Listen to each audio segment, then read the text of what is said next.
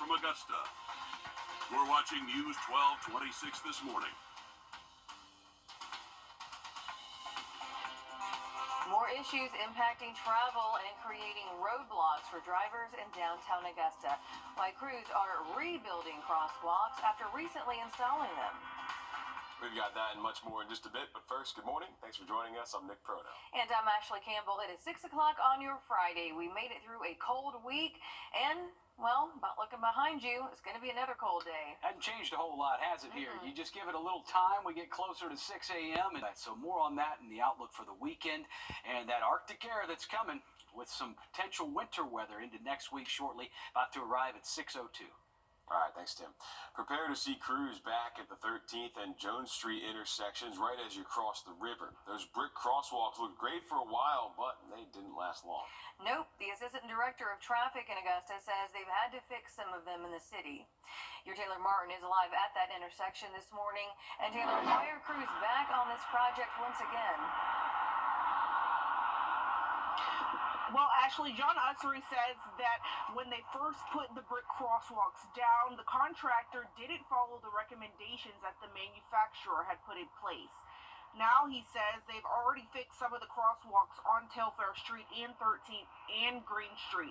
Now they're making their way down to Jones Street, and he says they're almost done with the project. Again, just when people who live in the area thought they saw the light at the end of the tunnel. After going with a different technique the first time, John Ussery says this time around they're following the recommendation. One driver we spoke to says it's all frustrating. It's frustrating because it's such a high volume area. And, you know, they take it down to one lane. They keep shifting the turn lanes to Broad Street. Now, this time around, they say that the city will not have to pay for the brick crosswalk construction. Well, that is some good news to hear. So drivers just have to be a little more patient just for a little bit longer there. Thanks a lot for that report, Taylor. A community making plans to honor two Screven County men who died after drowning while fishing in a pond on Wednesday. The Screven County Sheriff's Office says their boat flipped when 22-year-old Elijah Brodnex and 23-year-old Demetrius Boyd hooked the fish and jerked back in the boat. Officials say the third man, 21-year-old Timothy Ward, swam to shore and called 911, but it was too late. Deputies say Brodnex and Boyd were underwater for 3 hours before emergency crews pulled them out. The victim's former football coach says they left behind a great legacy. You know, Eli is probably one of the best athletes we've had here, and you know, smart kid, played quarterback for us, and Demetrius could light up any room he walked in. He had an infectious smile. Community members say they're making plans to host different memorials for both of the victims this weekend. We're learning a man is dead 2 weeks after a motorcycle crash in Warrenville, South Carolina. The Aiken County Coroner's Office says that 42-year-old Randy Gowdy Jr. died Wednesday from blunt force injuries. Officials say that crash happened January the 2nd on Piney Heights Road near Keith Drive. They say that Gowdy was driving a Harley Davidson on Piney Heights Road when it ran off the roadway, then crashed into a trash can and debris. Pretty soon, Augusta will be clear of all Hurricane Helene debris, hopefully. City leaders say crews are almost done with first passes. They say announcements for the final pass are going to be made soon. Leaders say zone announcements for the final pass will be in voter precinct districts. So if you are not sure of your voter precinct, you can find it on the City of Augusta debris removal map. And this is what it looks like right here on your screen. The numbers represent precincts. We do have a link to this map on our website. You can find it by searching debris map. This information is also available on the Augusta Board of Elections website, or you can just call 311. So a lot of options there. City leaders say once that final pass is complete and certified, crews will return to collect stumps and root balls. On your screen is a list of ways that you can prepare for that final pass. For example, pushing remaining vegetative debris to the end of the road, not mixing debris with other items. You do want to combine small debris piles into larger ones. Also, do not put yard cleanup debris at the end of the road, and avoid putting debris on or near structures. Officials say that you should use regular waste disposal services for any additional debris. North Augusta city leaders providing updates on debris removal there, too. Officials say they're starting the second pass of cleanup this week. They say crews are only removing big tree roots that are loose for right now. You can still take your debris to the C&D landfill. Leaders say SCDOT is making a final pass in Barnwell, Edgefield, McCormick, and Saluda counties. They want you to have all remaining debris at the end of the roadway by Monday. The search for answers after an Illinois lineman's mysterious death while restoring power in Savannah after Hurricane Helene. John Combs' family believes that something happened while he was away that caused him to have a mental health episode leading to his death.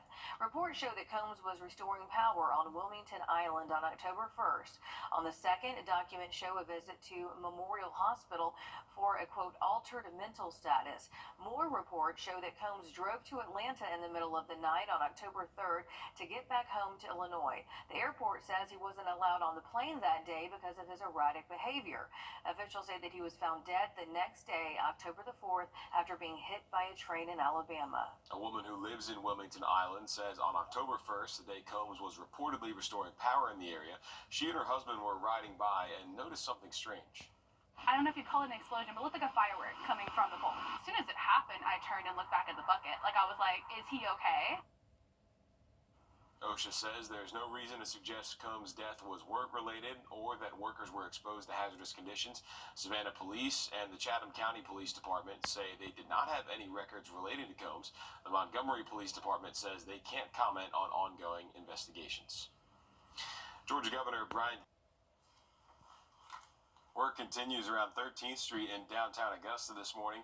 Crews are working on the crosswalks there again. The brick paths were recently completed, but that didn't last long. Augusta Traffic Engineering says it's because of a mistake made by crews, so now they're fixing it again, one brick at a time. It's causing eyesores and traffic troubles for drivers as they navigate through downtown and cross over the river daily. That's where your Taylor Martin joins us live now. She gives us an answer to the question. You may be wondering what's causing all this, Taylor.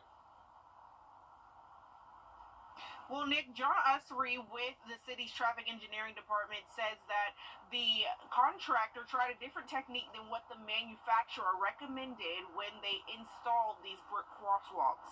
Now he says they have already fixed some of the crosswalks on Telfair Street and 13th and Green Street. Now they're making their way down to Jones Street, and he says they're almost done with the project again, just when people who live in the area thought they saw the light at the end of the tunnel. After going with a different technique the first time, John Ussery says this time around they're following the recommendation. But one person who lives nearby says it's all frustrating. It's not just about the convenience of having that. It's that ambulance needs to get to a freaking hospital.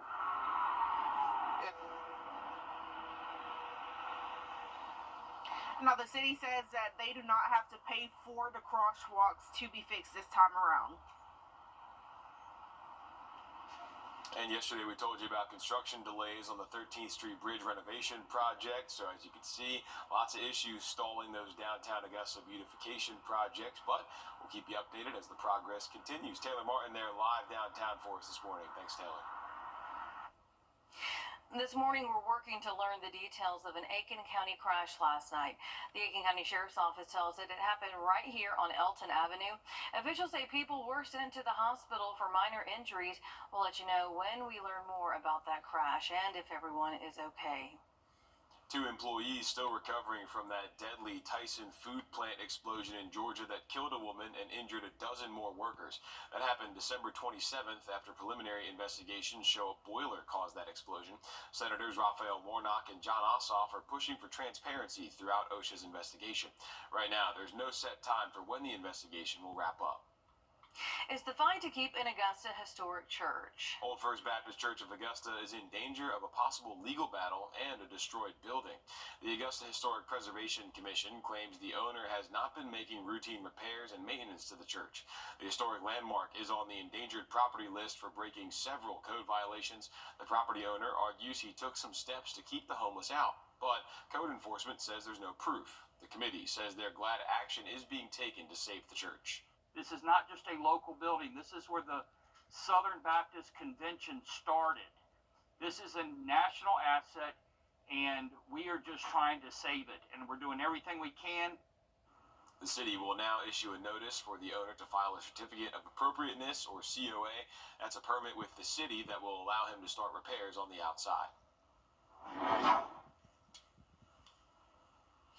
The Richmond County School System District Spelling Bee is today. Now, it was rescheduled because of the winter weather that we got last week.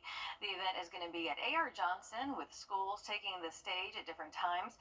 The elementary school spelling bee starts at 9:30 this morning. The middle school spelling bee will begin around 12:30. 41 schools are going to be competing for that district title. Also today, Martin Luther King Jr. events continue with a Tri-College celebration this afternoon. That's from noon to 1:30 at the Grover C. Maxwell Theater. The theme is Cultivating King's Beloved Community. The event's guest speaker is Reverend Dr. Charles E. Goodman. Then tomorrow, the annual MLK Jr. Parade will take over the streets of downtown Augusta. That parade starts at 1 o'clock at Dias Park Community Center. The theme for the event is Thriving Together. And we're keeping an eye on the weather and what some of our school districts may do after Martin Luther King Jr. Day. The Columbia County School District sent a notice to parents that their kids must bring anything they need over the weekend home. That's just to prepare for possible closures or delays. Right now, the district will keep watching the forecast. Aiken County doing something similar, asking their students to bring home laptops and chargers today. Their school leaders plan to provide an update about Tuesday by Monday afternoon. Hancock and Orangeburg counties are also monitoring the forecast. Right now, they don't have any plans to change the schedule after MLK Day. Both districts want families to keep an eye out for updates, and we'll keep you updated as well. Richmond County does not have an update. We did see, though, that they shared the plan to have schools and offices closed Monday, then return on Tuesday. So we'll keep you updated on that as well as we get closer to the 21st. The investigation continues into a non-existing multi-billion-dollar sum claimed to be in South Carolina accounts. We've got the latest just ahead. All right, well, that sky's beginning to brighten up. We've shifted the camera down towards Riverwatch Parkway into downtown Augusta. Going to be a really nice day today. We're going to track some rainfall coming in for the start of the weekend and that really cold air next week. All coming up next. As we head to break, giving you a live look right now at Calhoun Expressway. Time now 6:37. Are your creditors keeping you from enjoying? Early in the day, there's where the cold air plummets into on Monday for MLK Monday. 40 for the high and their wintry mix, so we're keeping an eye on it for you. And that winter storm in the southeast by the middle of next week. Happening now, a push at the State House to remove South Carolina's elected treasurer from office. It comes one day after the release of an audit that found a reported $1.8 billion surplus in South Carolina accounts does not actually exist at all. State House reporter Mary Green has those details. As more and more lawmakers read through this report released late Wednesday, leaders in the General Assembly say they are committed to implementing the recommendations it outlines, like third-party oversight into the state's finances. But answers to questions past that, like should anyone lose their job because of this, depend on who you ask. We're going to immediately begin this matter to make sure that this never is repeated again. That matter, reported in this independent audit, found what had been initially thought to be nearly $2 billion sitting in state accounts with no known owner was actually an accounting error. It was made about a decade ago when the state converted from an old accounting system to a new one. Senators who have been looking into these financial concerns say they started with Treasurer Curtis Loftus's office and have called for him to resign, though Loftus has denied their accusations. On Thursday, less than 24 hours after the report's public release, Democratic Representative Heather Bauer filed a resolution to begin impeachment proceedings against the elected treasurer to remove him from office. The money is not safe with Curtis Loftus. Leaders of the House's Republican supermajority say they still have questions and need to first hear directly from the parties involved. Everything's going to be on the table. We're going into this process. That started Thursday when the firm that conducted the audit appeared before a House subcommittee. Their report found the state's treasurer, comptroller general, and auditor all knew about this error for several years before it came to lawmakers' attention, and the error remained on state financial reports. That balance continued to sit there without necessarily the investigation or diligence being conducted to figure out what it truly was and whether it belonged there or not. But their report did not assign fault to any one person or office. There's not necessarily one party or view that took responsibility for it, because there was the awareness by all parties of what was going on. From that perspective, I think we see this as a shared fault. And hanging over this is a revelation the governor and lawmakers confirmed publicly for the first time this week, that South Carolina is now under a federal investigation because of these financial issues. Senators say the state has already spent about $4 million defending itself, and they expect that sum to keep growing as the investigation continues. Reporting from the State House, I'm Mary Green. McMaster says he doesn't blame any one person or office for this situation, and that he does maintain his confidence in the treasurer and all other parties involved. Also, the state's former comptroller general, who was also known to have known about this error, resigned in 2023 amid legislative scrutiny. A one-stop shop for a variety of resources right here in Augusta. Resourced Augusta is finding